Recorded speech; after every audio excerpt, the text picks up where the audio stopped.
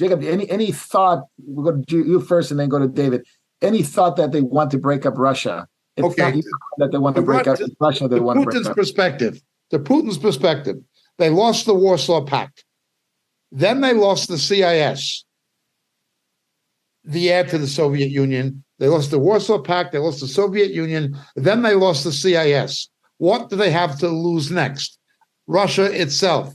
They've already had a civil war in Chechnya. There are other separatist movements in Russia. It is not monoethnic. It never really has been. That is what they are very much afraid of.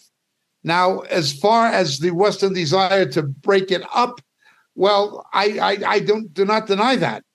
But it is still in response to Putin's own aggression to a degree. He is a cold warrior. He resents having lost the Cold War. That is a driving factor in what he does. I do not agree with the way this is being handled by NATO or by Biden, but the idea that we're backing an unrighteous Ukraine against a righteous Russia, there's nobody righteous. There is just no one that is righteous in this. But yes, they would like to fragment Russia. There's no question. Yeah, it just seems crazy to me that, okay, you don't like what Putin's doing, you don't like so we're going to break up the entire country as a way of showing you we don't agree with you. That is just it's madness to it's going to create a war that no one's going to ever. Yeah, but let's understand that there's other factors. First of all, Russia is backing the Armenians because of Nagorno-Karabakh. The Russians are afraid of a second war taking place between Kazakhstan and Nagorno-Karabakh and with the Azerbaijanis. He's afraid of that. And he has a good reason to be. He also has taken a very aggressive policy and backing Syria's regime under Assad and has re-extended Soviet military presence into the Eastern Mediterranean. In the Sahel, sub-Saharan Africa, again, you had the Wagner Group all over the place getting control of these African juntas where there's mineral wealth. They're not just arbitrarily going after Russia because they don't like them. They're going after Russia because of the aggressions of Putin. He is trying to the extent possible to resurrect, not the Soviet Empire. He knows he can't do that, but certainly to resurrect Russia as a global player. That is what he's trying to do. He's doing it in Africa. He's doing it in Syria. He's doing it in Nagorno-Karabakh, and he's doing it in the Ukraine. That is what it comes to. He's not a good guy. There is no good guy. Yeah, I think the globalists don't like what he's doing, and so they're going to try to fragment it. David Lister, you're back. Yeah. Hopefully. Can you hear me? I can hear you. Oh, okay. I guess I am back. Yeah. Look, I got to ask you a question real quick before you start. Okay, go ahead. The question I want to know is, we watched the speech of Volodymyr Zelensky, and climate change in order to go after Russia? Really? That's right. That's their excuse to invade it? Absurd. This is bizarre, ridiculous, beyond belief. I mean, I'm not saying Russia's the good guys Jacob's talking about, but they're not using climate change to go and destroy another country. That was his argument. He was equating Putin's aggressions with climate change. Yeah. That is the kind of sleazeball you're dealing with in Zelensky. He's not Churchillian. He's not anything like a Churchillian. He's a sleazeball. So when they blew up the pipeline between Russia and Germany, that helped the environment, really. Kissinger said that the Ukraine did that. It was not the Americans or British or NATO. It was or Russia. I know. It was Ukraine. I didn't even know Kissinger was still alive, but he might as well look like he's beyond the grave now. David Lister, back to you. Yeah, Kissinger, I believe, is about 98. So, and he's still advising. Yes.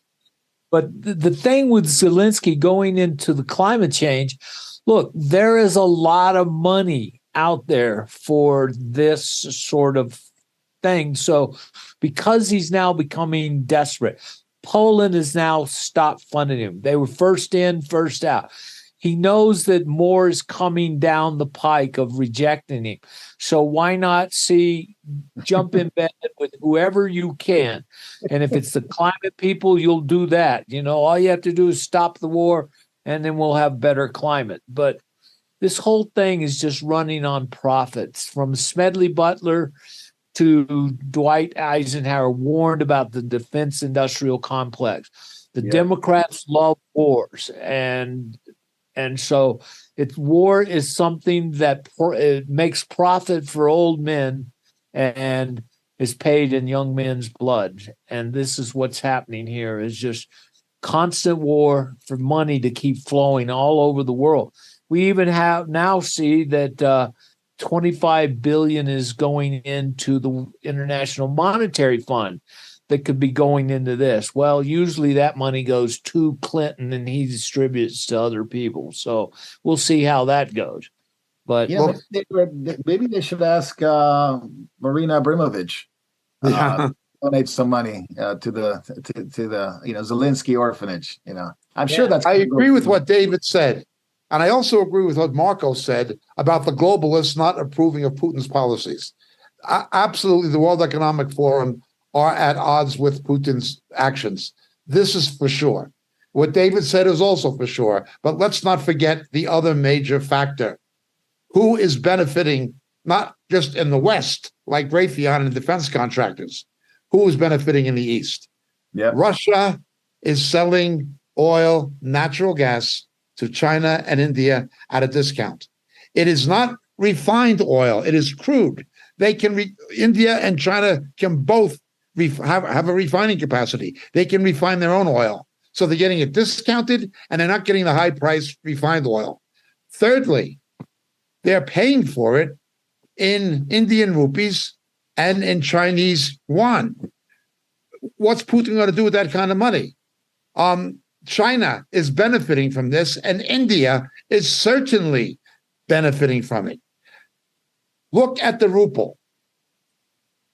Russians are not giving accurate statistics for obvious reasons. They're fudging the figures about the trade and so forth. But look at their currency. Look at the ruble. They've just raised interest rates to 13%. 13%, because the ruble is worth 1 US penny or less. This is troubling them. No matter what certain people say, Russia is being hit internally. I know people are trying to deny that, not just the Russians, there's people in the West trying to deny it as well. But Russia is being hit. Look at the currency. That is something they cannot lie about or control. Yeah. The ruble is in trouble. They're having to raise interest rates. Look at who is benefiting. We know who's benefiting in the West. Who's benefiting in the East? India and China. It's a bigger game. Yeah. But even in the Middle East, there's great benefits. We saw that Saudi Arabia said their country is growing at 20%. The UAE is now looking like they're going to get F-35 fighters. The expansion of war is everywhere. So absolutely, whoever sells F-35s, hey, they're going to be making money. Raytheon. And we have to remember how much natural gas Qatar has. Qatar and Iran together produce as much natural gas as Russia does, easily. Yeah. Don't forget Azerbaijan, too. Azerbaijan. The United States, I think, is fourth. Yeah. Jacob, real quick, I want a couple of things, and then we'll go back to David real quick. It's this mentality. Do you agree with this mentality? We can push Russia. We can push Russia because Russia wouldn't dare attack NATO. This is the mentality. Do you agree with that mentality? They threatened Britain. They threatened Britain the week before last. Yeah. Will they do it lightly? They know if they did anything nuclear towards NATO, it would be back to the old MAD game, mutually assured destruction. But that's not to say they would not use tactical nuclear weapons against the Ukraine. That is a more plausible fear.